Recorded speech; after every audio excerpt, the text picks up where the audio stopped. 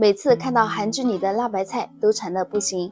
其实辣白菜的做法非常简单，只要掌握2个步骤，自己在家也能做出比韩国欧巴还要好吃的辣白菜，酸辣脆爽，鲜甜可口，开胃又解腻。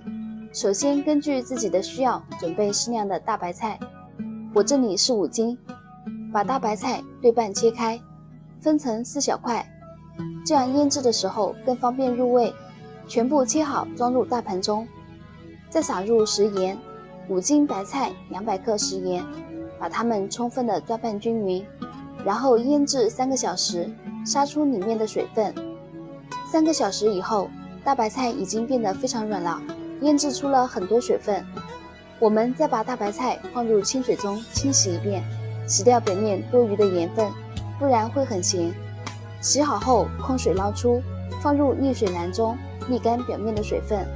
趁这个时间，我们再准备1个苹果，1个雪梨，洗干净去皮后切成小块，再倒入搅拌机中，把它打碎，打得越细腻越好。打好后的果泥倒入大碗中，再准备1把韭菜，洗干净后切成小段，加入果泥中。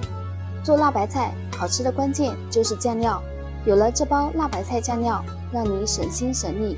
1包酱料400克，正好可以做5斤辣白菜。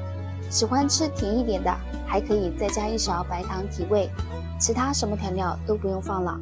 把它们充分的搅拌均匀，然后腌制10分钟左右，让水果、韭菜还有酱料的味道充分的融合在一起，然后再把酱料均匀的涂抹在大白菜上，里里外外每个角落都要涂抹均匀。这样做的辣白菜抹匀后就可以直接吃的，当然腌制1个晚上入味会更加好吃。一次做得多的吃不完的，可以放冰箱冷藏发酵，它的风味会越来越好哦。除了可以配饭配面，还可以做成泡菜豆腐、泡菜火锅，相信我，比你在韩剧里面看到的辣白菜还要好吃哦。喜欢的朋友一定要收藏起来，你也试试哦。